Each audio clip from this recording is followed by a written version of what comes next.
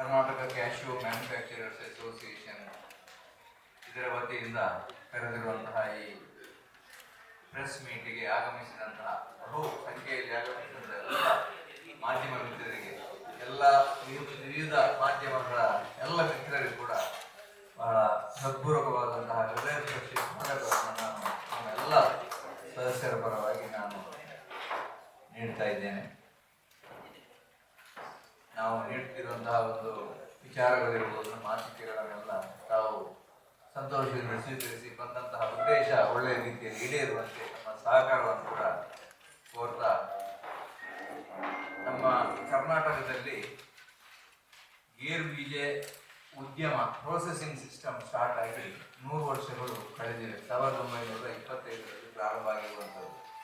ಮನೆಯಲ್ಲಿ ಎಲ್ಲ ಮೊದಲು ಬೇರೆ ರೀತಿಯಲ್ಲಿ ಅದನ್ನು ಮಾಡಿರ್ಬೋದು, ಆದರೆ ಒಂದು ಉದ್ಯಮದ ರೀತಿಯಲ್ಲಿ ಪ್ರೊಸೆಸಿಂಗ್ ಸಿಸ್ಟಮ್ಯಾಟಿಕ್ ಆಗಿ ಮಾಡುವಂಥದ್ದು 1925ರಲ್ಲಿ ನಮ್ಮ PSLC ಕಂಪನಿ ಕೇಳಿರ್ಬೋದಾಗಲ್ಲ, ಬ್ರಿಟಿಷ್ ಇಂಡಿಯಾ ಅವರ ಒಂದು ಭಾಗವಾಗಿರುವಂತಹ ಕುಲಶೇಖರದಲ್ಲಿ ಇದ್ದಂತಹ ಒಂದು ಕಂಪನಿ ಅದು ಪ್ರಾರಂಭವಾಗಿ ಪ್ರಥಮ ಎಕ್ಸ್ಪೋರ್ಟ್ ಕೂಡ 1925ರಲ್ಲಿ ಇಲ್ಲಿಂದ ಕ್ಯಾಲಿಕಟ್ ಮುಖಾಂತರ ಅಮೇರಿಕಕ್ಕೆ ಎಕ್ಸ್ಪೋರ್ಟ್ ಆಗಿರುವಂಥದ್ದು.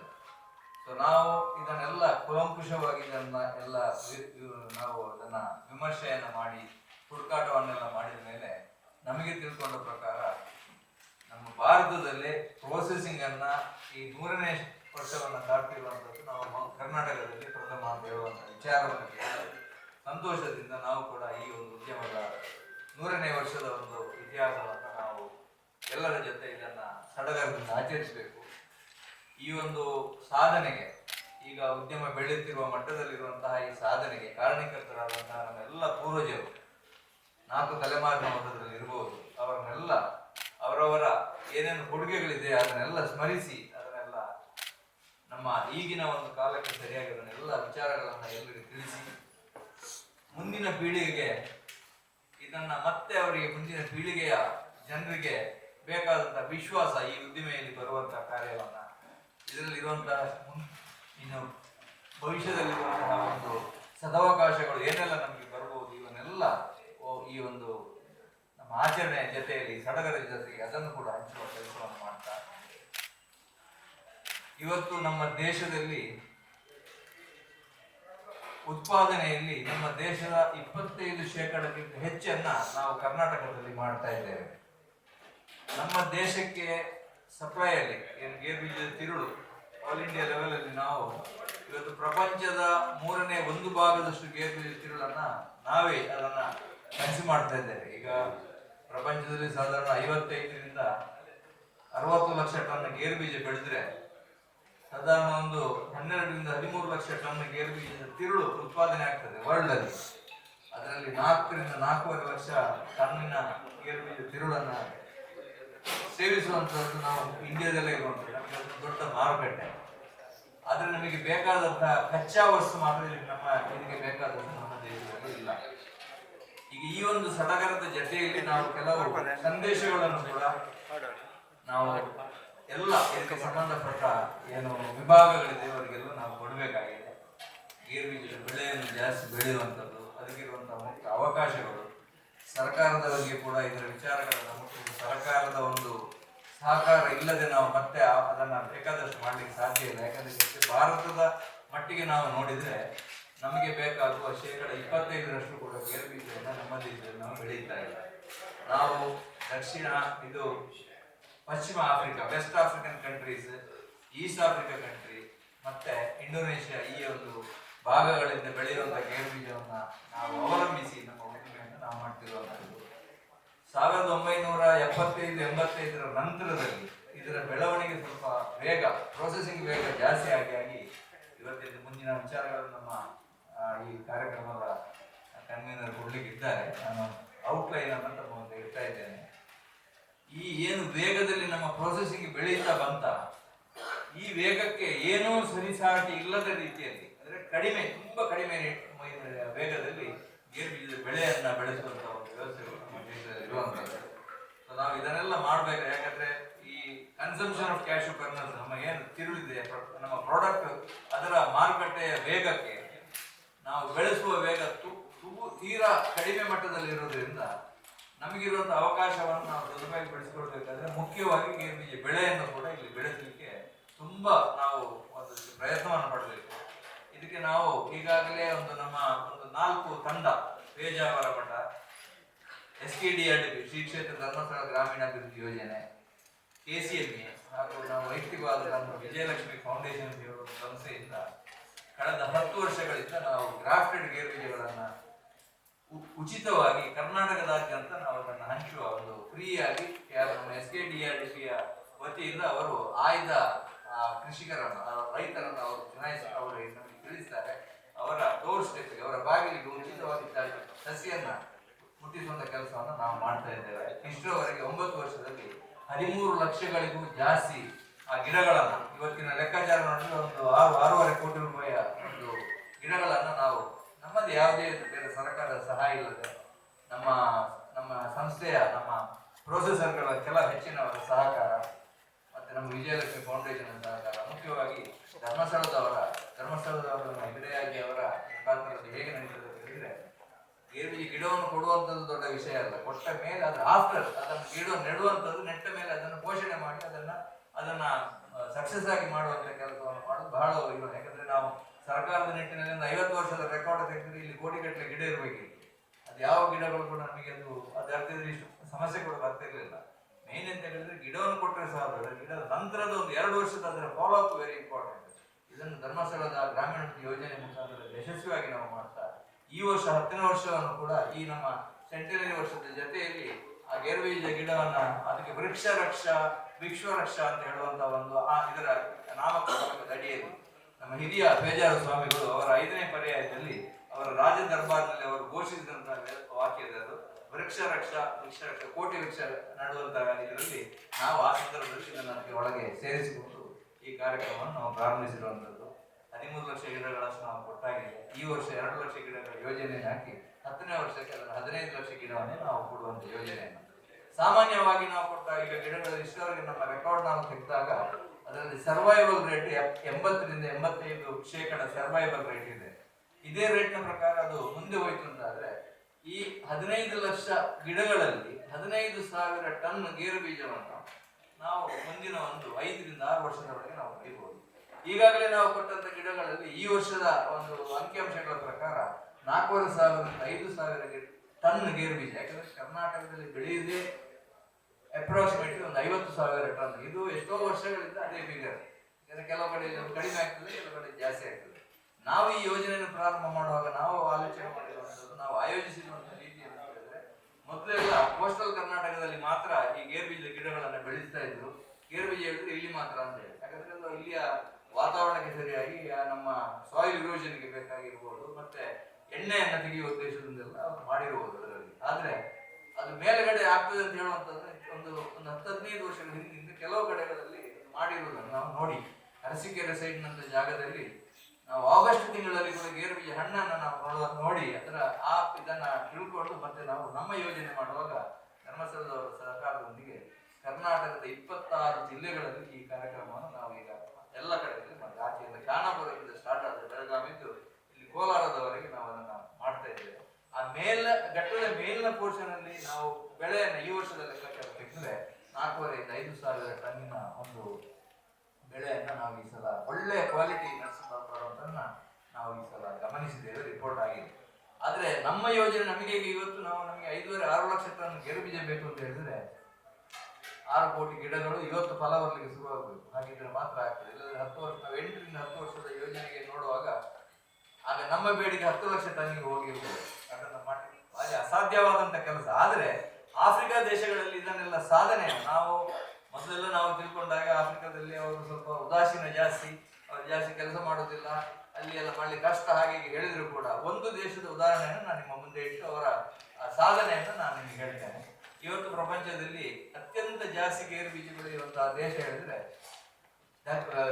ಪಶ್ಚಿಮ ಆಫ್ರಿಕಾದ ಐವರಿ ಕೋಸ್ಟ್ ಹೇಳುವಂತ ಒಂದು ದೇಶ.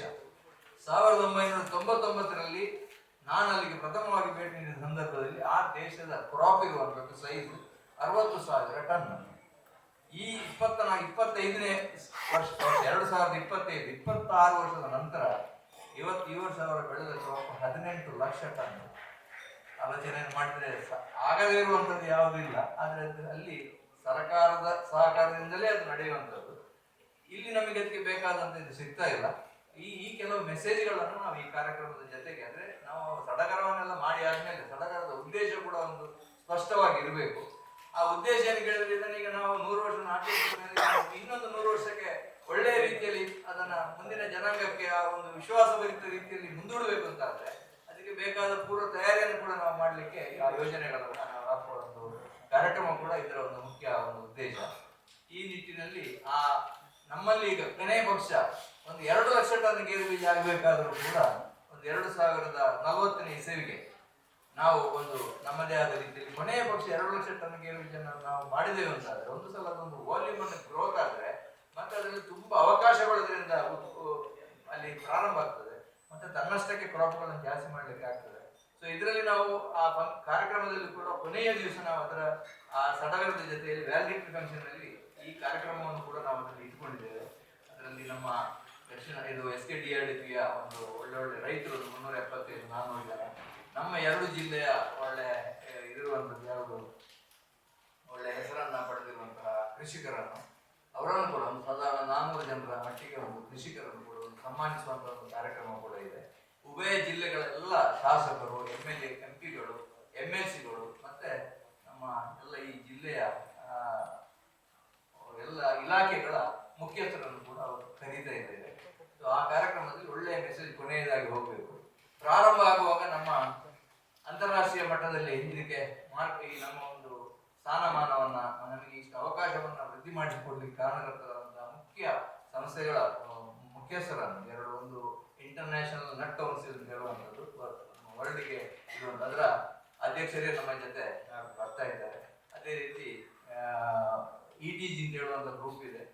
ಕಮಾಡಿಟಿಯಲ್ಲಿ ತುಂಬಾ ಒಂದು ವ್ಯವಹಾರವನ್ನು ಮಾಡ್ತಿರುವಂತಹ ಒಂದು 60-68 ದೇಶಗಳಲ್ಲಿ ಅವರ ವಿಸ್ತಾರವಾಗಿರುವಂತಹ ಆ ಕಂಪನಿಯ CEO ಕೂಡ ಅವರು ನಮ್ಮ ಊರಿನವರೇ, ಬಾರ್ಪೂರ್ನವರು. ಅವರು ಕೂಡ ಇದಕ್ಕೆ ಮುಖ್ಯ ಒಂದು ಕಾರ್ಯಕ್ರಮದಲ್ಲಿ ಭಾಗವಹಿಸಿದ್ದಾರೆ. ಉದ್ಘಾಟಕರಾಗಿ ನಮ್ಮ ಶೋಭಾ ಕರಂದ್ಲಾಜೆ ಅವರು ಬರ್ತಾ ಇದ್ದಾರೆ. ಅವರು ಈಗ ನಮ್ಮ ಈ ಸಂದರ್ಭಕ್ಕೆ ಸರಿಯಾಗಿ MSMEಯ ಅಧ್ಯಕ್ಷರು ಕೂಡ ಆಗಿದ್ದಾರೆ, ಮಂತ್ರಿ ಕೂಡ ಆಗಿದ್ದಾರೆ, ಲೇಬರ್ಗೆ ಸಂಬಂಧಪಟ್ಟ ಮಂತ್ರಿಗಳು ಕೂಡ ಆಗಿದ್ದಾರೆ. ಅದೇ ಜೊತೆಯಲ್ಲಿ ವೀರೇಂದ್ರ ಹೆಗ್ಡೆ ಅವರು ಕೂಡ ನಾವು 16ನೇ ತಾರೀಕಿಗೆ ಅಂತ ಅವರನ್ನ ಪ್ರಾರಂಭದಲ್ಲಿ ನಮ್ಮ ಇನ್ವಿಟೇಷನ್ ಅಲ್ಲಿ ಅದು ಹಾಕಿ ಬಿಂಟಾಗಿತ್ತು. ಆದರೆ ಅಲ್ಲಿ ದೀಪೋತ್ಸವ ಇದ್ದ ಕಾರಣ ಅದು ಹೊರಡ್ಲಿಕ್ಕೆ ಆಗುವುದಿಲ್ಲ. 14ಕ್ಕೆ ಉದ್ಘಾಟನಾ ಸಮಾರಂಭಕ್ಕೆ ಬರ್ತೇನೆ ಅಂತ ಹೇಳಿದ್ದಾರೆ. ಸೊ ಅವರು ಕೂಡ ಆ ಕಾರ್ಯಕ್ರಮದಲ್ಲಿ ಇರ್ತಾರೆ.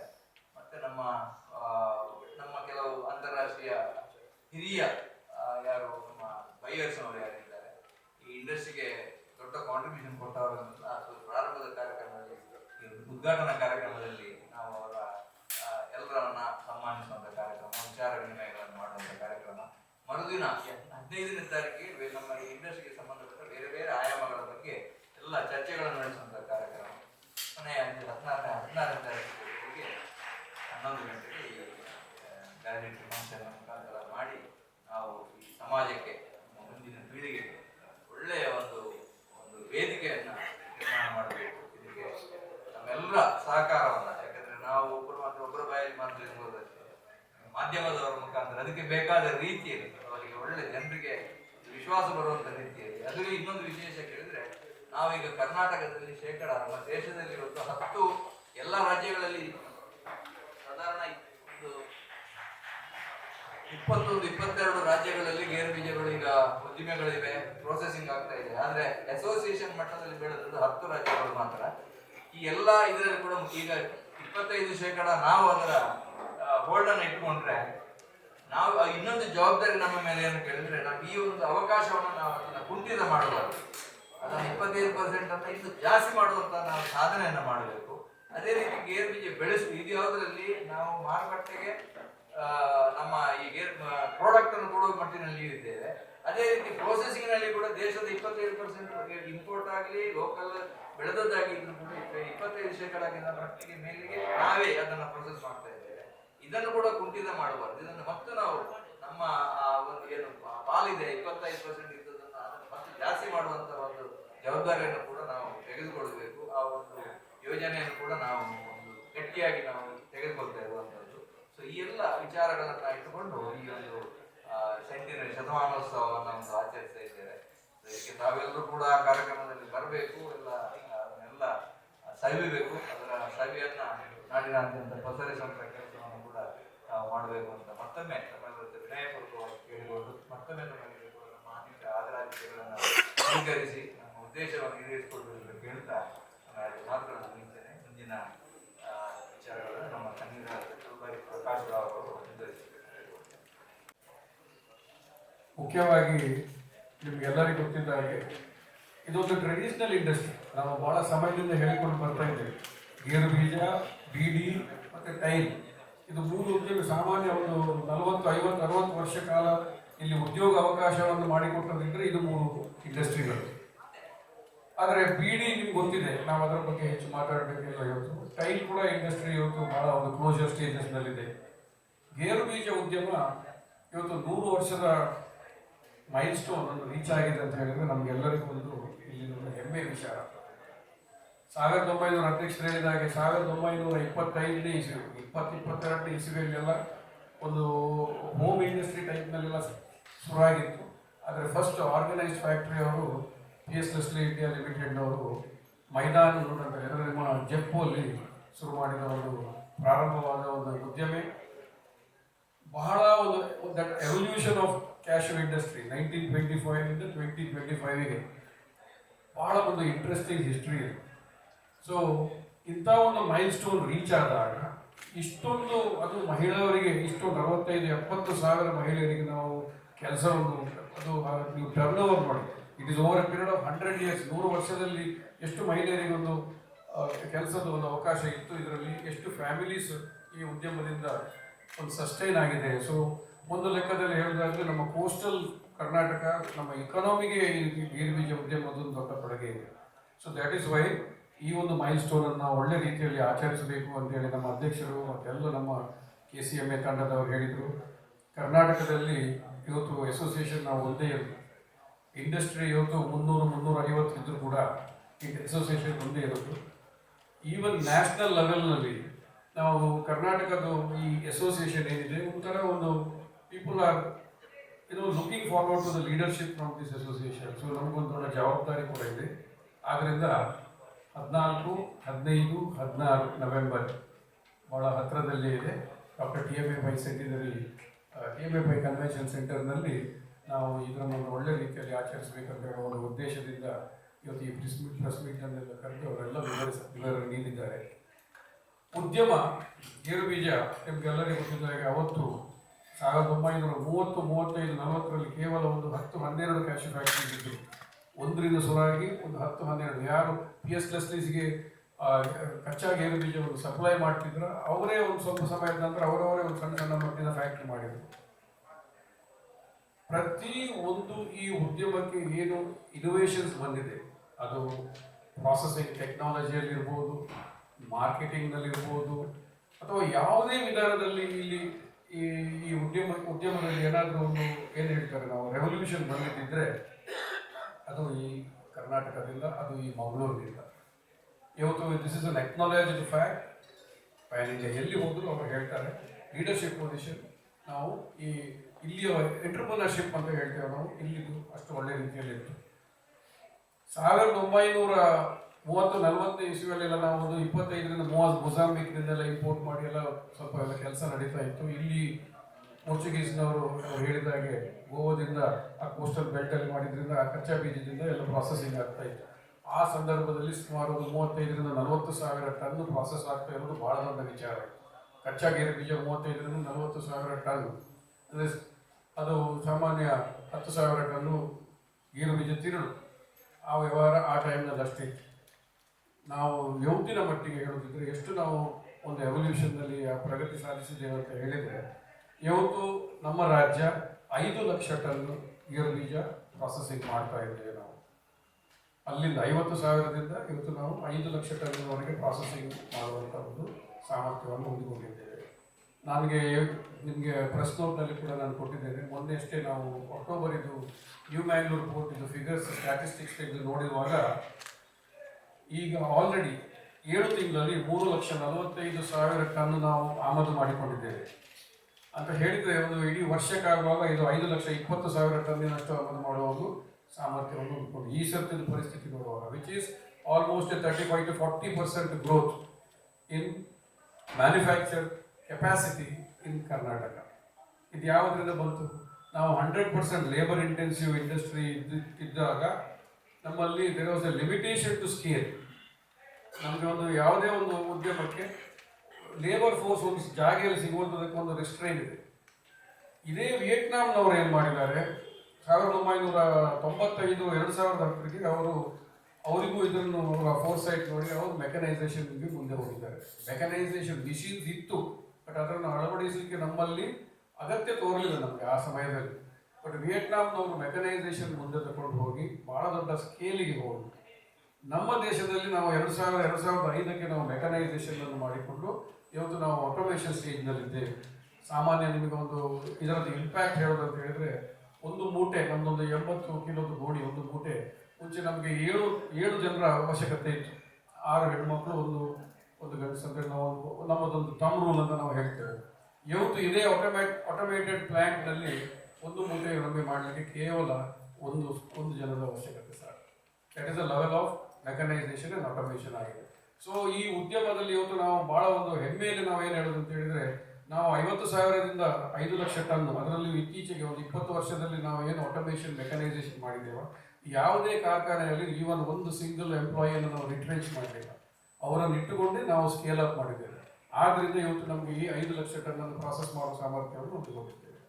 ಸೊ ನಾವು ಎಲ್ಲ ಒಂದು ಆ ಟೈಮ್ನಲ್ಲಿ 30 ಚೀಲ 40 ಚೀಲ 50 ಚೀಲ ಪ್ರಾಸೆಸ್ ಮಾಡುವವರೆಲ್ಲ ಇವತ್ತು 200 ಚೀಲ 300 ಚೀಲ 400 ಚೀಲದ ಪ್ರಾಸೆಸಿಂಗ್ ಮಾಡುವ ಒಂದು ಸಾಮರ್ಥ್ಯ ಬಂದಿದೆ. ದ್ಯಾಟ್ ಈಸ್ ವೇರ್ ಕರ್ನಾಟಕದಲ್ಲಿ ಇವತ್ತು we are now market leaders in terms of manufacture quality. ಕರ್ನಾಟಕದ ಇವತ್ತಿಗೂ ಅದು ಮಂಗಳೂರಿನಲ್ಲಿ ಈ ಉದ್ಯಮ ಹುಟ್ಟಿದ್ರಿಂದ ಅದು ಮಂಗಳೂರು ಕ್ವಾಲಿಟಿ ಅಂತೇಳಿ ಒಂಥರ ಒಂದು ಬೆಂಚ್ ಮಾರ್ಕ್ ಆಗಿಬಿಟ್ಟಿದೆ. ಇವತ್ತು ಕರ್ನಾಟಕದಿಂದ ಎಲ್ಲಿ ಪ್ರಾಸೆಸ್ ಆದರೂ ಕೂಡ world over they are saying Mangalore quality. ನಮಗೆ ಈ ಸಂದರ್ಭದಲ್ಲಿ ನಮ್ಮ ಇಂಟರ್ನ್ಯಾಷನಲ್ ಬೈಯರ್ಸ್ ಎಲ್ಲ ಅವ್ರಿಗೆ ಬರಲಿಕ್ಕಾಗಿಲ್ಲ, ಬಟ್ ಅವ್ರು ನಮಗೆ ಅವ್ರದ್ದು ವಿಡಿಯೋ ಬೈಟ್ಸನ್ನು ಕಳಿಸಿಕೊಟ್ಟಿದ್ದಾರೆ. ಅದರಲ್ಲಿ ಕೂಡ ಅವರು ಹೇಳ್ತಾ ಇದ್ದಾರೆ ಯಾವತ್ತಿಗೂ ಒಳ್ಳೆ ಕ್ವಾಲಿಟಿ ಬೇಕಂತ ಹೇಳಿದ್ರೆ ವಿಯೆಟ್ನಾಂನವರು ಭಾಳಷ್ಟು ದೊಡ್ಡ ಒಂದು ಸ್ಕೇಲಲ್ಲಿ ಮ್ಯಾನುಫ್ಯಾಕ್ಚರ್ ಮಾಡ್ತಾ ಇದ್ದಾರೆ. ಆದರೆ ಒಂದು ಕ್ವಾಲಿಟಿ ಪ್ರಾಡಕ್ಟ್ ಬೇಕಾದರೆ ನೀವು ಕರ್ನಾಟಕಕ್ಕೆ ಹೋಗಬೇಕು. That is the only place where you get the best quality the best entrepreneur spirit ಅಂತ ಹೇಳಿ. So this is a great moment for all of us. ನಾವು ಈ ಸಂದರ್ಭದಲ್ಲಿ ಒಂದು 3 ದಿನದ ಕಾರ್ಯಕ್ರಮ 14ನೇ ತಾರೀಕಿಗೆ ಸಂಜೆಗೆ ನಾವು ಉದ್ಘಾಟನಾ ಕಾರ್ಯಕ್ರಮ ಆಗ್ತದೆ. ಅವರು ಹೇಳಿದಾಗೆ ಕುಮಾರಿ ಶೋಭಾ ಕರಂದ್ಲಾಜೆ ಅವರು ನಮ್ಮ ಆನರೇಬಲ್ ಮಿನಿಸ್ಟರ್ ಫಾರ್ ಎಂಪ್ಲಾಯ್ಮೆಂಟ್, ಇದು labour and employment and MSLE ಕೂಡ ಅವರು ಇದನ್ನು ಉದ್ಘಾಟನೆ ಮಾಡಲಿದ್ದಾರೆ. ಇದರ ಜೊತೆಗೆ ನಮ್ಮ ಸ್ಪೀಕರ್ನವರು UT ಖಾದರ್ನವರು ಕೂಡ ನಮ್ಮ ಚೀಫ್ ಗೆಸ್ಟ್ ಆಗಿ ಬರ್ತಾ ಇದ್ದಾರೆ. ಧರ್ಮಾಧಿಕಾರಿ ಶ್ರೀ ಕ್ಷೇತ್ರ ಧರ್ಮಸ್ಥಳ ಧರ್ಮಸ್ಥಳ ಶ್ರೀ ವೀರೇಂದ್ರ ಹೆಗಡೆ ಅವರು ಕೂಡ ಆ ಸಂದರ್ಭದಲ್ಲಿ ಇರ್ತಾರೆ. ಅವ್ರು ಹೇಳಿದಾಗೆ INCದ chairman, international net council chairman, ಇವರನ್ನು ಕೂಡ ನಾವು ಕರೆದಿದ್ದೇವೆ. ಇವರು ನಮ್ಮವರೇ, ಇಂಡಿಯಾದವರೇ, ಅಶೋಕ್ ಕಿಶನ್ ಅಂತೇಳಿ ಈಗ ಓಲಮ್ ಫುಡ್ ಇಂಗ್ರೀಡಿಯೆಂಟ್ಸಿನವರು. ಅವರನ್ನು ನಾವು ವಿಶೇಷವಾಗಿ ಕರೆದಿದ್ದೇವೆ. ಯಾಕಂತ ಹೇಳಿದರೆ ನಾವು ಭಾಳ ವೇಗದಲ್ಲಿ ಈಗ ಇದು ಮ್ಯಾನುಫ್ಯಾಕ್ಚರಿಂಗ್ ಆ್ಯಕ್ಟಿವಿಟಿ ನಮ್ಮದು ನಡೀತಾ ಇದೆ. ಭಾಳ ಒಂದು ಸಂತೋಷದ ಸಂಗತಿ ಅಂತ ಹೇಳಿದರೆ, India is today world's largest consumer of cashew. ನಾವು ಸುಮಾರು 4 ಲಕ್ಷ ಟನ್ ಇವತ್ತು ಇಂಡಿಯಾದಲ್ಲಿ ಕ್ಯಾಶ್ಯೂ ಕರ್ನಲ್ಸ್ ಕನ್ಸಂಪ್ಷನ್ ಮಾಡ್ತಿದ್ದೇವೆ ಅಂತ ಹೇಳಿದರೆ, even USA over the leading ಅವರೆಲ್ಲ 2.5 ಲಕ್ಷ ಟನ್ ಇದ್ರು, ನಾವು ಇವತ್ತು 4 ಲಕ್ಷ ಟನ್. ಇದೇ ನಮ್ಮ ಮಿಡಲ್ ಕ್ಲಾಸ್ ಈಗದು ಈ ಪರಿಸ್ಥಿತಿಯಲ್ಲಿ ನಾವು ಈ ಗ್ರೋತ್ ನೋಡುವಾಗ ಸುಮಾರು 8ರಿಂದ 10% ಶೇಕಡ ಪ್ರತಿ ಇಯರ್ ನಮ್ಮಲ್ಲಿ ಗ್ರೋತ್ ನೋಡುವಾಗ ನಾವು ಇನ್ನು ಸದ್ಯದಲ್ಲೇ ಒಂದು 2 ಮಿಲಿಯನ್ ಟನ್ ವಾರ್ಷಿಕವಾಗಿ 2 ಮಿಲಿಯನ್ ಟನ್ ಪ್ರಾಸೆಸ್ ಮಾಡುವಂಥದ್ದು ಸಹಜ. ಬಟ್ ಸಮಸ್ಯೆ ಏನಂತ ಹೇಳಿದರೆ, ಈಗ ನಮ್ಮಲ್ಲಿ ಇಲ್ಲಿ ಭಾರತ ದೇಶದಲ್ಲಿ ಇರುವಂಥದ್ದು ಟೋಟಲ್ ಗೇರು ಬೀಜ ಏನಿದೆ ಅದರಲ್ಲಿ ಪ್ರಗತಿ ನಮಗೆ ಆಗ್ತಾ ಇಲ್ಲ, ಅದರಲ್ಲಿ ನಮಗೆ ಗ್ರೋತ್ ಕಾಣ್ತಾ ಇಲ್ಲ. ಸುಮಾರು 6 ಲಕ್ಷದಿಂದ 7 ಲಕ್ಷ ಟನ್ನಷ್ಟು ನಮ್ಮ ಇಂಡಿಯಾದಲ್ಲಿ ಗ್ರೋತ್ ಇದೆ. ಸುಮಾರು 12ರಿಂದ 13 ಲಕ್ಷ ಟನ್ ನಾವು ಈಸ್ಟ್ ಆ್ಯಂಡ್ ವೆಸ್ಟ್ ಆಫ್ರಿಕಾದಿಂದ ಆಮದು ಮಾಡುವ ಪರಿಸ್ಥಿತಿ ಉಂಟು. ಸೊ ಇದೊಂದು ಇತ್ತೀಚೆಗೆ ದಿನಗಳಲ್ಲಿ ಒಂದು ಡೇಂಜರಸ್ ಟ್ರೆಂಡ್ ನಾವು ಏನು ನೋಡಬೇಕು ಅಂತ ಹೇಳಿದರೆ, ಆಫ್ರಿಕಾದಲ್ಲಿಯೇ ಅವರು ಇದನ್ನು ಮ್ಯಾನುಫ್ಯಾಕ್ಚರ್ ಮಾಡಿ ಅದೊಂದು ವ್ಯಾಲ್ಯೂ ಎಡಿಷನ್ ಮಾಡಿ ಎಕ್ಸ್ಪೋರ್ಟ್ ಮಾಡಬೇಕಂತ ಹೇಳೋ ಒಂದು ಉದ್ದೇಶದಿಂದ ಎಲ್ಲ ಆಫ್ರಿಕಾ ದೇಶದಲ್ಲಿ ಎಲ್ಲ ಸರ್ಕಾರಗಳು, ವೆಸ್ಟ್ ಆಫ್ರಿಕಾದಲ್ಲಿ ಕೂಡ ಈಸ್ಟ್ ಆಫ್ರಿಕಾದಲ್ಲಿ ಈಗ ಶುರು ಆಗಲಿಲ್ಲ, ಬಟ್ ಶುರು ಅಂತ ಹೇಳ್ತಾ ಇದ್ದಾರೆ. ಅಲ್ಲಿಯೇ ಮ್ಯಾನುಫ್ಯಾಕ್ಚರ್ ಮಾಡಬೇಕು, ಅಲ್ಲಿ ಬೆಳೆಸುವ 50% ಆದರೂ ಅಲ್ಲಿಯೇ ಮ್ಯಾನುಫ್ಯಾಕ್ಚರ್ ಮಾಡಬೇಕಂತ ಹೇಳೋ ಒಂದು ಉದ್ದೇಶದಿಂದ ಬಹಳಷ್ಟು ಉತ್ತೇಜನ ನೀಡ್ತಾ ಇದ್ದಾರೆ. ಅಲ್ಲಿ ಉದ್ಯಮಗಳನ್ನು ಬೆಳೆಸಲಿಕ್ಕೆ ಬಹಳಷ್ಟು ಉತ್ತೇಜನ ನೀಡ್ತಿದ್ದಾರೆ. ಆದರೆ ನಾವು ಏನು ಹೇಳ್ತೇವೆ ಅಂತ ಹೇಳಿದರೆ, ಈ ಗೋಡಂಬಿ ಉದ್ಯಮ ಇವತ್ತು ನಮಗೆ 100 ವರ್ಷ ಆಯಿತು ಸ್ಥಾಪನೆ ಆಗಿ. ಅದಕ್ಕೊಂದು ಈಕೋ ಸಿಸ್ಟಮ್ ಅಂತ ಇದೆ. ಒಂದು ಡೆವಲಪ್ ಆಗಬೇಕಾದ್ರೆ ಯಾವ ರೀತಿ ಅದರದ್ದು ಬೈ ಪ್ರಾಡಕ್ಟಿಗೆ ವ್ಯಾಲ್ಯೂ ಬರಬೇಕು, ಅದಕ್ಕೆ ಪ್ರಾಡಕ್ಟ್ಸ್ ನಾವು ಒಂದು ಗೇರು ಬೀಜದಲ್ಲಿ ಪ್ರಾಸೆಸ್ ಮಾಡುವಾಗ ನಿಮಗೆಲ್ಲರಿಗೂ ಗೊತ್ತಿದ್ದ ಹಾಗೆ ಸುಮಾರು 50ರಿಂದ 60 ಗ್ರೇಡ್ಸ್ಗಳು, ವೆರೈಟಿಗಳು ಬರ್ತದೆ. ಅದರಲ್ಲಿ ಬೇಡಿಕೆ ಇರೋದು ಅಂತಾರಾಷ್ಟ್ರೀಯದಲ್ಲಿ ಬೇಡಿಕೆ ಇರುವಂಥದ್ದು ಒಂದು 10-12 ವೆರೈಟಿಗೆ ಮಾತ್ರ. ಬಾಕಿದು ವೆರೈಟಿಯನ್ನು ಮಾರುಕಟ್ಟೆಯಲ್ಲಿ ನಾವು ಅದಕ್ಕೊಂದು ಡಿಮಾಂಡ್ ಕ್ರಿಯೇಟ್ ಮಾಡಲಿಲ್ಲದಿದ್ದರೆ ನಮ್ಮದು ವಯಾಬಿಲಿಟಿ ಬರುವುದಿಲ್ಲ. ಅದು ನಮ್ಮ ದೇಶದಲ್ಲಿ ಇರುವಷ್ಟು ಆ ಡಿಮಾಂಡ್ ಯಾವ ದೇಶದಲ್ಲಿ ಕೂಡ ಇಲ್ಲ. ಇವತ್ತು ನಿಮ್ಗೆಲ್ಲರಿಗೂ ಗೊತ್ತಿರ್ಬೋದು, ಗೇರು ಬೀಜ ಉದ್ಯಮದಲ್ಲಿ ಕಾಜು ಕತ್ಲಿ ಅಂತ ಹೇಳಿ ಒಂದು ಸ್ವೀಟ್ ಮಾಡ್ತಾರೆ. ಆ ದೀಪಾವಳಿ ಟೈಮ್ನಲ್ಲಿ ಎಷ್ಟು ಗೋಡಂಬಿ ತುಂಡು ಬೀಜ ಇದ್ರೂ ಕೂಡ ನಮ್ಮಲ್ಲಿ ಎಲ್ಲ ಕಡೆಯಲ್ಲಿ ಖಾಲಿ ಆಗ್ತದೆ. ಎಲ್ಲಿವರೆಗೆ ಇದರದ್ದು ಡಿಮಾಂಡ್, ಬೇಡಿಕೆ ಈ ಸ್ವೀಟ್ಗಳದ್ದು ಜಾಸ್ತಿ ಆಗಿದೆ ಅಂತ ಹೇಳಿದರೆ, ಇವತ್ತು ಒಂದು ಸಂತೋಷದ ವಿಚಾರ ಏನಂತ ಹೇಳಿದರೆ, ಇಡೀ ಗೋಡಂಬಿಗಿಂತ ಹೆಚ್ಚು ರೇಟ್ ತುಂಡು ಗೋಡಂಬಿದು ರೇಟ್ ಆಗಿದೆ. ನಾವು ಇಡೀ ಗೋಡಂಬಿಯನ್ನು ಇಲ್ಲಿ ಹೋಲ್ಸೇಲ್ ಮಂಡಿಯಲ್ಲಿ ನಾವು 800-850 ರೂಪಾಯಿಗೆ ಮಾರಿದರೆ, ಭಾಗ ಉಂಟಲ್ಲ, ಭಾಗ ಗೇರು ಬೀಜಕ್ಕೆ 875-80 ರೂಪಾಯಿ ಇದೆ. ಅದರ ಅರ್ಥ ಏನಂತ ಹೇಳಿದರೆ, ಇಂಗ್ರೀಡಿಯೆಂಟ್ ಮಾರ್ಕೆಟ್, ನಾವು ಈಗ ಈ ಹೋಟೆಲ್ಸ್, ಈ ತಯಾರಿ ಊಟ ಫುಡ್ ಇಂಡಸ್ಟ್ರಿ, ಇಂಗ್ರೀಡಿಯೆಂಟ್ಸ್ ಏನುಂಟು, ಬೇಕರಿ, ಐಸ್ ಕ್ರೀಮ್, ಇದಕ್ಕೆಲ್ಲ ಉಂಟಲ್ಲ, ಆ ಗ್ರೋತ್ ಬಹಳ ಜಾಸ್ತಿ ಇದೆ. 13-14% ಗ್ರೋತ್ ಇದೆ. ನಮ್ಮ ಸ್ನ್ಯಾಕಿಂಗ್ ಅಂತ ಏನು ನಾವು ಹೇಳ್ತೇವೆ, ತಿನ್ನುವಂಥದ್ದು, ಗೇರು ಬೀಜವನ್ನು ಖಾಲಿ ತಿನ್ನುವಂಥದ್ದು, ಅದು 5-6% ಗ್ರೋತ್ ಇದೆ. ಅದಕ್ಕಿಂತ ಜಾಸ್ತಿ ಇಂಗ್ರೀಡಿಯೆಂಟ್. ಅದರಿಂದ ಈ ವ್ಯಾಲ್ಯೂ ಎಡಿಷನ್, ನಮ್ಮ ಮ್ಯಾನುಫ್ಯಾಕ್ಚರ್ನಲ್ಲಿ ನಮಗೇನು ವ್ಯಾಲ್ಯೂ ಕ್ರಿಯೇಷನ್ ಮಾಡಲಿಕ್ಕೆ ಆಗ್ತಾ ಇದೆ, ಅದು ನಮ್ಮ ದೇಶದಲ್ಲಿ ಮಾಡುವಷ್ಟು ಬೇರೆ ಯಾವ ದೇಶದಲ್ಲಿ ಆಗ್ತಾ ಇಲ್ಲ. ಆದ್ರಿಂದ ಇವತ್ತು ಯಾವ ದೇಶದಲ್ಲಿ ಉತ್ಪಾದನೆ ಆದರೂ ಕೂಡ ಕಚ್ಚಾ ಗೇರು ಬೀಜ ನಾವು ಅಲ್ಲಿಯ ವಿಯೆಟ್ನಾಂ ಇರ್ಬೋದು, ಆಫ್ರಿಕಾದವರೊಟ್ಟಿಗೆ ಪೈಪೋಟಿ ಮಾಡಿ ನಮಗೆ ಅವರಿಗಿಂತ ಹೆಚ್ಚು ರೇಟ್ ಕೊಟ್ಟು ಇಲ್ಲಿ ತಂದು ನಮಗೆ ಪ್ರಾಸೆಸ್ ಮಾಡುವ ಸಾಮರ್ಥ್ಯ ಉಂಟು. ಆದ್ರಿಂದ ನಮಗೆ ಬಹಳ ಭವಿಷ್ಯದಲ್ಲಿ ನಾವು ಏನು ಎಷ್ಟು ಪ್ರಾಡಕ್ಟ್ ಶಾರ್ಟೇಜ್ ಆದರೂ ಕೂಡ ನಮ್ಮ ಕಾಂಪಿಟೇಟಿವ್ನೆಸ್ ಅನ್ನು ನಾವು ಉಳಿಸಿಕೊಂಡ್ರೆ, ನಮ್ಮ ಡೊಮೆಸ್ಟಿಕ್ ಕಾಂಪಿಟೇಟಿವ್ ಅನ್ನು ಉಳಿಸಿಕೊಂಡ್ರೆ ಅದರಲ್ಲಿ ಬಹಳಷ್ಟು ನಮಗೆ ಈ ಉದ್ಯಮಕ್ಕೆ ಸ್ಕೋಪ್ ಇದೆ. ಅದಕ್ಕಾಗಿ ನಾವು INC ಚೇರ್ಮನ್ ಅವರನ್ನು ತರಿಸಿ ನಾವು ಈ ಏನು ನಮ್ಮ ಈ ಕಾಜು ಸೆಂಟಿನಿಯಲ್ ಸಮಿಟ್ನಲ್ಲಿ ನಾವು ಏನು ಈಗ ಒಂದು ಬಜೆಟ್ ಮಾಡಿ ಅದರಲ್ಲಿ ಏನಾದರೂ ನಮ್ಮಲ್ಲಿ ಸರ್ಪ್ಲಸ್ ಅಲ್ಲಿ ಉಳಿಸ್ಲಿಕ್ಕೂ ಕೂಡ ಆದರೆ ಕೂಡ ನಾವು 2 ವಿಚಾರದಲ್ಲಿ ತುಂಬ ಫೋಕಸ್ ಮಾಡೋದ್ರಲ್ಲಿ ಕೂಡ ಇದ್ದೇವೆ. ಒಂದು, ಅಧ್ಯಕ್ಷರು ಹೇಳಿದ ಹಾಗೆ ಕಚ್ಚಾ ಗೋಡಂಬಿಯ ಪ್ರೊಡಕ್ಷನ್ ಅನ್ನು ಹೇಗೆ ನಾವು ಅಭಿವೃದ್ಧಿಪಡಿಸಿ, ನಾವು ಹೇಗೆ ನಮ್ಮದೇ ಸೆಲ್ಫ್ ರಿಲಯನ್ಸ್ ಅಂದರೆ ಸುಮಾರು 20 ಲಕ್ಷ ಟನ್ ನಮ್ಮ ದೇಶದಲ್ಲಿ ಉತ್ಪಾದನೆ ಆಗಲಿಕ್ಕೆ ಏನಾಗಬೇಕು ಅನ್ನೋ ಒಂದು ರೋಡ್ ಮ್ಯಾಪ್ ಅನ್ನು ನಾವು ಡಿಸ್ಕಸ್ ಮಾಡಬೇಕು. ಅದೇ ರೀತಿ ಇನ್ನೊಂದರಲ್ಲಿ ನಮ್ಮದು ಮಾರ್ಕೆಟಿಂಗ್, ನೀವು ಇವತ್ತು ನೋಡ್ಬೋದು, ಬಾದಾಮಿಗೆ ಮಾರ್ಕೆಟಿಂಗ್ ಉಂಟು, ಪಿಸ್ಟಾಗೆ ಮಾರ್ಕೆಟಿಂಗ್ ಉಂಟು. ಬುಮ್ರಾ ಅವರು ಬಂದು ಪಿಸ್ಟಾ ತಿನ್ಬೇಕು ಹೇಳ್ತಾರೆ, ಕರಿಷ್ಮಾ ಕಪೂರ್ ಅವರು ಬಂದು ಬಾದಾಮ್ ತಿನ್ಬೇಕು ಹೇಳ್ತಾರೆ. ಆದರೆ ಗೇರು ಬೀಜದಲ್ಲಿ ನಮ್ಮ ಇವತ್ತಿನವರೆಗೆ ಮಾರ್ಕೆಟಿಂಗ್ ನಾವು ಮಾಡಲಿಲ್ಲ. ವಿದೌಟ್ ಮಾರ್ಕೆಟಿಂಗ್ ಕೇವಲ ಅದರ ಟೇಸ್ಟಿಗೆ ಮತ್ತೆ ಅದರ ಎಂಟರ್ಪ್ರಿನರ್ಶಿಪ್ನಲ್ಲಿ ಇವತ್ತು ಅದರಷ್ಟೇ ಸೆಲ್ಫ್ ಮಾರ್ಕೆಟ್ ಆಗಿ ಇವತ್ತು ಈ ಪರಿಸ್ಥಿತಿ ಇರುತ್ತೆ. ನಾವು ಕೂಡ ಇವತ್ತು ವಿರಾಟ್ ಕೊಹ್ಲಿ ಅಥವಾ ಯಾರನ್ನಾದ್ರೂ ಇಟ್ಕೊಂಡು ಮಾರ್ಕೆಟಿಂಗ್ ಮಾಡಿದರೆ ಕನ್ಸಂಪ್ಷನ್ ಬೇಸಿ ಇನ್ನಷ್ಟು ಜಾಸ್ತಿ ಮಾಡೋ ಸಾಧ್ಯತೆ ಇದೆ. ಅದನ್ನು ನಾವು ಮಾಡಬೇಕು. ಅದರಲ್ಲಿ ಕೂಡ ನಾವು ಕರ್ನಾಟಕದವರು ಲೀಡ್ ತಗೊಳ್ಬೇಕು ಅಂತ ಹೇಳೋ ಒಂದು ಉದ್ದೇಶದಿಂದ ನಾವು ಈ ಸಮಿಟ್ ಆದ ನಂತರ ನಾವು INC ಚೇರ್ಮನ್ ಅವರೊಟ್ಟಿಗೆ ಡಿಸ್ಕಸ್ ಮಾಡಿ INCಯಲ್ಲಿ ಫೋಕಸ್ ಅನ್ನು ಕ್ಯಾಶ್ಯೂಗೆ ತರಬೇಕು, ಯಾವ ರೀತಿ ಮಾಡಬೇಕಂತ ಹೇಳೋ ಒಂದು ಯೋಜನೆಯನ್ನು ನಾವು ಹಾಕಿಕೊಂಡಿದ್ದೇವೆ. ಅದೇ ರೀತಿ globally how we should produce. ಇವತ್ತು ನಮ್ಮ ಇಲ್ಲಿ ಯಾರತ್ರ ಹೆಚ್ಚಿನ ಕೇಳುವಾಗ ನಮ್ಮ ಎಕ್ಸ್ಪೋರ್ಟ್ಸ್ ಭಾಳ ಕಾಣ್ತಾ ಇಲ್ಲ. ಈಗ ವಿನಾಯಕರೆಲ್ಲ ಎಕನಾಮಿಕ್ ಇದು ಟ್ರ್ಯಾಕ್ ಮಾಡೋದು ಹೇಳ್ತಾರೆ, ಎಕ್ಸ್ಪೋರ್ಟ್ಸ್ ಯಾಕೆ ಗ್ರೋತ್ ಇಲ್ಲ ಅಂತ. ಸೊ ನಮ್ಮಲ್ಲಿ ಏನು ಎಕ್ಸ್ಪೋರ್ಟ್ ಮಾಡುವಷ್ಟು ತಾಕತ್ತಿಲ್ವಾ? ವಿಯೆಟ್ನಾಂನವ್ರದ್ದು ನಮಗೆ ಅಷ್ಟು ಒಂದು ದೊಡ್ಡ ಕಾಂಪಿಟೇಷನ್ ಉಂಟಾ ಅಂತ ಹೇಳುವಂಥದ್ದು ವಿಚಾರ ಯಾವಾಗಲೂ ಬರ್ತದೆ. ಇಲ್ಲ, ನಮ್ಮ ಹತ್ರ ಇವತ್ತು ಎಕ್ಸ್ಪೋರ್ಟ್ ಮಾಡಲಿಕ್ಕೆ ಸರ್ಪ್ಲಸ್ ಇಲ್ಲ. ನಾವೆಷ್ಟು ನಾವು ಪ್ರೊಡ್ಯೂಸ್ ಮಾಡ್ತಿದ್ದೇವೆ ಅದನ್ನು ಇವತ್ತು ಇಂಡಿಯಾದಲ್ಲಿಯೇ ಖಾಲಿ ಆಗ್ತಾ ಉಂಟು. ಎಕ್ಸ್ಪೋರ್ಟ್ ಮಾರ್ಕೆಟ್ಗಿಂತ ಒಳ್ಳೆ ಬೆಲೆಯಲ್ಲಿ ನಮಗೆ ಇಲ್ಲಿ ತಿಂತಾ ಇದ್ದಾರೆ.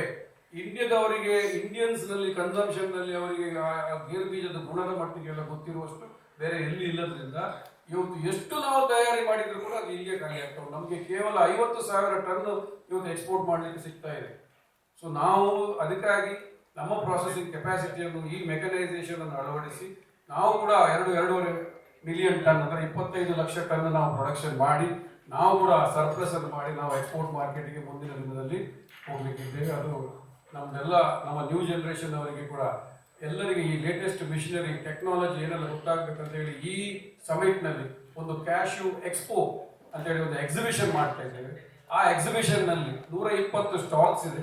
120 ಸ್ಟಾಲ್ಸಲ್ಲಿ ಪ್ರತಿಯೊಂದು ಈ ಮಿಷಿನ್ನಲ್ಲಿ ಪ್ರತಿಯೊಂದು ನಮ್ಮ ಮ್ಯಾನುಫ್ಯಾಕ್ಚರಿಂಗ್ನಲ್ಲಿ ಯಾವ್ಯಾವ ಮಿಷಿನರಿ ಆವಿಷ್ಕಾರ, ಹೊಸ ಹೊಸ ಇನ್ವೆನ್ಷನ್ ಏನಾಗಿದೆ, ಹೊಸ ಹೊಸ ಮೆಕನೈಸ್ಡ್ ಪ್ಲಾಂಟ್ಸ್ ಯಾವ ರೀತಿ ಬರ್ತಾ ಇದೆ ಅದನ್ನೆಲ್ಲ ನಾವು ಶೋಕೇಸ್ ಮಾಡ್ತಾ ಇದ್ದೇವೆ. ಇದರಿಂದ ನಮ್ಮದು ಮಾತ್ರ ಅಲ್ಲ, ಕರ್ನಾಟಕ ಮಾತ್ರ ಅಲ್ಲ, ಪ್ಯಾನ್ ಇಂಡಿಯಾದಿಂದ ಎಲ್ಲ ಕ್ಯಾಶ್ಯೂ ಮ್ಯಾನುಫ್ಯಾಕ್ಚರರ್ಸ್ ನಾಡು ನಮ್ಮ ಈ ಸಮಿತಿಗೆ ಬರ್ತಾ ಇದ್ದಾರೆ. ಸುಮಾರು 1,000ಕ್ಕಿಂತ ಮೇಲೆ ಡೆಲಿಗೇಟ್ಸ್ ಈ ಕಾರ್ಯಕ್ರಮದಲ್ಲಿ ಪಾರ್ಟಿಸಿಪೇಟ್ ಮಾಡ್ತಾ ಇದ್ದಾರೆ. ಸೆಷನ್ನಲ್ಲಿ ಕೂಡ ನಾವು ಬಹಳಷ್ಟು ಬೇರೆ ಒಂದು ಹಟ್ಕೆ ಅಂತೇಳಿ ನಾವು ಈಗ ಆಲೋಚನೆ ಮಾಡಿದ್ದೇವೆ. ಡಿಬೇಟ್ಸ್ ಆಗ್ಬೋದು, ನಮ್ಮ ಈ ಡಿಸ್ಕಷನ್ಸ್ನಲ್ಲಿ ಮಾರ್ಕೆಟ್ಸ್ಗಳು ಬಹಳಷ್ಟು ಬದಲಾಗಿದೆ. ಈಗ ನೀವೆಲ್ಲರಿಗೂ ಗೊತ್ತಿರ್ಬೋದು, ಮುಂಚೆ ನಾವೆಲ್ಲ ಕಿರಾಣ ಮಾರ್ಕೆಟಿಗೆ ಹೋಗಿ ಏನಿದ್ರು ನಾವು ಒಂದು ಲಿಸ್ಟ್ ಕೊಡೋದು, ಆ ಸಂಜೆ ಬರುವಾಗ ಆ ಕಿರಾಣ ಮಾರ್ಕೆಟಿಂದ ನಮ್ಮ ಜೋಡಿಗೆಯಲ್ಲಿ ಹಾಕೊಂಡು ಬರೋದು, ಆ ಸಿಸ್ಟಮ್ ಇತ್ತು. ಇವತ್ತು ನಿಧಾನಕ್ಕೆ ಅದೆಲ್ಲ ಹೋಗಿ ಮಾಡರ್ನ್ ರಿಟೇಲ್ ಸ್ಟೋರ್ ಅಂತ ಆಗಿದೆ. ಮೋರ್ ಇರ್ಬೋದು, ಸ್ಪಾರ್ ಇರ್ಬೋದು, AC ಎನ್ವೈರ್ಮೆಂಟ್ ಎಲ್ಲ ಸೆಲ್ಫಲ್ಲಿ ನೀವೇ ತಗೊಂಡು ನೀವೇ ಒಂದು ಬ್ಯಾಗಿಗೆ ಹಾಕಿ ನೀವೇ ಬರುವಂಥ ನೀವೇ ಬಿಲ್ಲಿಂಗ್ ಮಾಡಿಸೋ ಅದು ಹೋಯಿತು. ಈಗ ಕಾಮ್ ಅಂತ ಬಂತು. 2020ನೇ ಕೋವಿಡ್ನ ಸಮಯದಲ್ಲಿ ಕಾಮ್ಗಳು ಬಹಳಷ್ಟು ಬೆಳೆದಿವೆ. ಕಾಮ್ ಅಂತ ಹೇಳಿದ್ರೆ ಎಲ್ಲರಿಗೆ ಕೂತ್ಕೊಂಡು ಈಗ ಹೊಸ ಜನರೇಷನ್ ಎಲ್ಲರೂ ಕೂಡಿ ಈ ಕಾಮ್ನ ಮುಖಾಂತರಾಗಿ ಕಾಮ್ ಇದು ಸಿಕ್ಕಾಪಟ್ಟೆ ಗ್ರೋತ್ ಆಗಿದೆ. ಕಿರಾಣದವ್ರದ್ದು ಸೇಲ್ಸ್, ಜನರಲ್ ಟ್ರೇಡ್ ಅಂತ ನಾವೇನು ಹೇಳ್ತೇವೆ ಅದರ ಸೇಲ್ಸ್ ತುಂಬ ಡೌನ್ ಆಗಿದೆ. ಈಗ ಇತ್ತೀಚೆಗೆ 2 ವರ್ಷದಿಂದ ನೋಡಿದರೆ ಕಾಮರ್ಸ್ನಲ್ಲಿ ಕೂಡ ಕ್ವಿಕ್ ಕಾಮರ್ಸ್ ಅಂತ ಸ್ಟಾರ್ಟ್ ಆಗಿದೆ. 10 ನಿಮಿಷದಲ್ಲಿ ನಿಮಗೆ ಬ್ಲಿಂಕಿಟ್ ತರ್ತಾರೆ, ನಿಮಗೆ ಸ್ವಿಗ್ಗಿ ತರ್ತಾರೆ, ನಿಮಗೆ ಈಗ 10 ನಿಮಿಷದಲ್ಲಿ. ಅದು ಕೂಡ ಅದು ಕನ್ವೀನಿಯನ್ಸ್ ಫೀಸ್ ಇದ್ರೆ ಕೂಡ ಜನರು ಈಗ ಅದರಲ್ಲಿ ನೋಡಿ, ಮೊನ್ನೆ ಏನು ನಮ್ಮ ಕೇಂದ್ರ ಸರ್ಕಾರದವ್ರದ್ದು ದೀಪಾವಳಿ ಉತ್ಸವ ಅಂತೇಳಿ ಏನೋ ಅವರು ಟ್ಯಾಕ್ಸ್ ಕಟ್ ಮಾಡಿದ್ರ, ಅದರಲ್ಲಿ ನಾವು ಈಗ ನಮ್ಮ ಎಲ್ಲ ಹೆಚ್ಚಿನ ಕ್ವಿಕ್ ಕಾಮರ್ಸ್ನವ್ರ ಹತ್ರ ನಾವು ಸಪ್ಲೈ ಮಾಡೋದ್ರ ಮಾತಾಡಿದಾಗ 20ರಿಂದ 23% growth in just one festival season. ಬಹಳಷ್ಟು ಇದು ಮಾರ್ಕೆಟ್ ಡೈನಾಮಿಕ್ಸ್ ಚೇಂಜ್ ಆಗ್ತಾ ಇದೆ. ಮುಂಚೆ ಇರುವಂಥ ಮಾರ್ಕೆಟಿಗೂ ಇವತ್ತಿಗೂ ಇರೋ ಮಾರ್ಕೆಟಿಗೂ ಬಹಳಷ್ಟು ಬದಲಾವಣೆಗಳು ಬರ್ತಾ ಇದೆ. ಸೊ ಆದ್ರಿಂದ ಈ ಮಾರ್ಕೆಟ್ ಡೈನಾಮಿಕ್ಸ್ ಚೇಂಜ್ ಆಗುವಾಗ ನಾವು ಯಾವ ರೀತಿಯನ್ನು ನಾವು ಪೊಸಿಷನ್ ಮಾಡಿಕೊಳ್ಬೇಕು, ನಾವು ಹೇಗೆ ನಾವು ಫೋಕಸ್ ಮಾಡಬೇಕು, ನಮ್ಮ ಮಾರ್ಕೆಟಿಂಗ್ ಸ್ಟ್ರಾಟಜೀಸ್ ಏನು ಮಾಡಬೇಕು. ಇವತ್ತು brand is become a big name. ನಾವು ಹೀಗೆ ಮಾರಾಟ ಮಾಡಲಿಕ್ಕೆ ಆಗೋದಿಲ್ಲ, ಬ್ರ್ಯಾಂಡಿಂಗ್ ಮಾಡಬೇಕು. ಇದೆಲ್ಲ ವಿಚಾರಗಳನ್ನು ಒಳ್ಳೆ ರೀತಿಯಲ್ಲಿ ನಾವು ಚರ್ಚೆ ಮಾಡಿ ಒಂಥರ ನಮ್ಮ ನ್ಯೂ ಜನರೇಷನ್ಗೆ ಒಂದು ರೋಡ್ ಮ್ಯಾಪ್ ಮಾಡಬೇಕಂತ ಹೇಳುವ ಒಂದು ಉದ್ದೇಶದಿಂದ ಒಳ್ಳೆ ಕಾರ್ಯಕ್ರಮಗಳನ್ನು ಕೂಡ ಹಾಕಿಕೊಂಡಿದ್ದೇವೆ.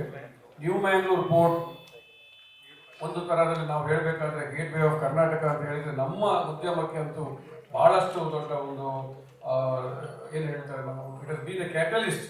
ಯಾಕಂತ ಹೇಳಿದ್ರೆ ಇವತ್ತು Mangaluru has become a cashew hub, raw cashew nut, ಕಚ್ಚಾ ಗೇರು ಬೀಜಕ್ಕೆ ಇದೊಂದು ಹಬ್ ಆಗಿದೆ. ಎಲ್ಲ ಈಗ ಆಫ್ರಿಕಾದವ್ರು ಇರ್ಬೋದು, ಬೇರೆ ಬೇರೆ ದೇಶದವ್ರು ಇರ್ಬೋದು, ಎಲ್ಲ ಈಗ ಮಂಗಳೂರಿಗೆ ತರಿಸಿ ಮಂಗಳೂರಿನಲ್ಲಿ ಸ್ಟೋರ್ ಮಾಡಿ ಆಂಧ್ರ ಇರ್ಬೋದು, ತಮಿಳುನಾಡು ಇರ್ಬೋದು, ಗೋವಾ ಇರ್ಬೋದು, ಮಹಾರಾಷ್ಟ್ರ ಇರ್ಬೋದು, ಅವರಿಗೆ ಸಣ್ಣ ಸಣ್ಣ ಯೂನಿಟ್ಸಿಗೆ ಸರ್ವಿಸ್ ಮಾಡಲಿಕ್ಕೆ ಮ್ಯಾಂಗ್ಳೂರ್ ಹಸ್ become a cashew hub. And that is because of the facility provided by new Mangalore port. ನಿಮಗೆಲ್ಲರಿಗೂ ಗೊತ್ತಿರ್ಬೋದು, ಇವತ್ತು ಅವರು 50ನೇ ವರ್ಷ ಆಚರಿಸ್ತಾ ಇದ್ದಾರೆ. ಅವರು ನಾಳೆ 13ನೇ ತಾರೀಕಿಗೆ ಅವ್ರದ್ದು ಸಹ ಗೋಲ್ಡನ್ ಜೂಬ್ಲಿ ಇದೆ. ಬಟ್ ಅವರು ಎಸ್ಟಾಬ್ಲಿಷ್ ಮಾಡಿದಾದ್ರೂ ಕೂಡ 70-75ರಲ್ಲಿ ಎಸ್ಟಾಬ್ಲಿಷ್ ಆದರೂ ಕೂಡ ಜನರಲ್ ಕಾರ್ಗೋ ಹ್ಯಾಂಡ್ಲಿಂಗ್ 2000 ಇಸ್ವಿವರೆಗೆ ಆಗಲಿಲ್ಲ. ಗೇರು ಬೀಜ ಉದ್ಯಮವೇ ನಾವು ಆವಾಗ ಪೋರ್ಟ್ನಲ್ಲಿ ನಿಂತು ಚಿಕನ್ ಎಗ್ ಸ್ಟೋರಿ ಅಂತ ಹೇಳ್ತೇವೆ. ಶಿಪ್ನವರು ಹೇಳೋದು ಇಲ್ಲಿ ಕಾರ್ಗೋ ಇಲ್ಲ, ಕಾರ್ಗೋ ನಾವು ಹೇಳೋದು ಇಲ್ಲಿ ಶಿಪ್ ಬರೋದ್ರೆ ನಾವು ಎಕ್ಸ್ಪೋರ್ಟ್ ಮಾಡೋದು ಹೇಗೆ. ಸೊ ಈ ರೀತಿ ಸುಮಾರು 25 ವರ್ಷ ಕಾಲ ನಮ್ಮಲ್ಲಿ ಎಕ್ಸ್ಪೋರ್ಟ್ ಬೇಕಾದ್ರೆ ನಾವು ಕೊಚ್ಚಿನಿಗೆ ಕೊಂಡೋಗಿ ಕೊಚ್ಚಿನಿಂದ ನಾವು ಎಕ್ಸ್ಪೋರ್ಟ್ ಮಾಡೋ ಪರಿಸ್ಥಿತಿ ಇತ್ತು.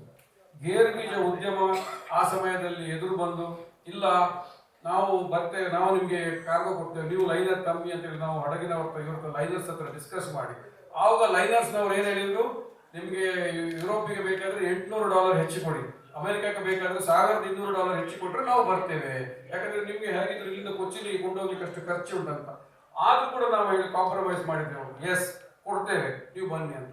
ಸೊ ಆದ್ರಿಂದ ಇವತ್ತು ವಿ ಹ್ಯಾವ್ ಸ್ಟಾರ್ಟೆಡ್ 2002ನೇ ಇಸ್ವಿಯಲ್ಲಿ ಶುರುವಾದ ಜನರಲ್ ಕಾರ್ಗೋ ಹ್ಯಾಂಡ್ಲಿಂಗ್ನಿಂದಾಗಿ ಇವತ್ತು ನ್ಯೂ ಮ್ಯಾಂಗ್ಳೂರ್ ಪೋರ್ಟ್ ಕೂಡ ಇಷ್ಟು ದೊಡ್ಡ ಒಂದು ರೀತಿಯಲ್ಲಿ ಬೆಳೆದಿದೆ. Mangaluru has become a cashew hub also. So these are all some of the very good ನಮಗೆ ನಾಸ್ಟಾಲ್ಜ್ ಅಂತ ಹೇಳಿ ನಾವು ಮುಂದೆ ಆಲೋಚನೆ ಮಾಡುವಾಗ, ಈ ಕಾರ್ಯಕ್ರಮ ಆಯೋಜಿಸುವಾಗ ನಾವು ಕೂಡ ಒಂದು 50 ವರ್ಷದ ಹಿಂದೆ ನಾವು ನಮ್ಮ ಆಲ್ಬಮ್ಗಳನ್ನು ತಿರುಗಿಸುವಾಗ ನಮಗೂ ಕೂಡ ಬಹಳ ಒಂದು ಏನು ಹೇಳ್ತೇವೆ, ಸಮಾಧಾನ ಅಂತ ಹೇಳ್ಬೋದು, ಒಂಥರ ಇಮೋಷನ್ ಅಂತ ಹೇಳ್ಬೋದು. ಹೇಗೆ ಕಾಲ ಬದಲಾಗಿದೆ, ಹೇಗೆ ಉದ್ಯಮ ಬದಲಾಗಿದೆ, ಹೇಗೆ ಮಾರ್ಕೆಟ್ಸ್ ಬದಲಾಗಿದೆ, ಅದಕ್ಕೆ ತಕ್ಕ ನಾವು ಕೂಡ ಬದಲಾಗಿ, ಈಗದ ಕಾಲಕ್ಕೆ ತಕ್ಕ ನಾವು ಕೂಡ ಬದಲಾಗಿ ನಾವು ಇವತ್ತು ನಮ್ಮ ಲೀಡರ್ಶಿಪ್ ಅನ್ನು ಉಳಿಸಿಕೊಂಡದ್ದು. ಅದನ್ನು ನಾವು ಶೋಕೇಸ್ ಮಾಡಬೇಕಂತ ಹೇಳಿ ನಾವು ಈ ಕಾರ್ಯಕ್ರಮವನ್ನು ಆಯೋಜಿಸಿದ್ದೇವೆ. ತಾವೆಲ್ಲ ಬಂದು ದೊಡ್ಡ ಸಂಖ್ಯೆಯಲ್ಲಿ ಬಂದು ಇದೇ ರೀತಿ ಬಂದು ಕಾರ್ಯಕ್ರಮವನ್ನು ಒಳ್ಳೆ ಕವರೇಜ್ ಕೂಡ ಮಾಡಬೇಕು, ಎಲ್ಲದರಲ್ಲಿ ಪಾರ್ಟಿಸಿಪೇಟ್ ಮಾಡಬೇಕಂತ ಕೇಳಿಕೊಳ್ತೇನೆ.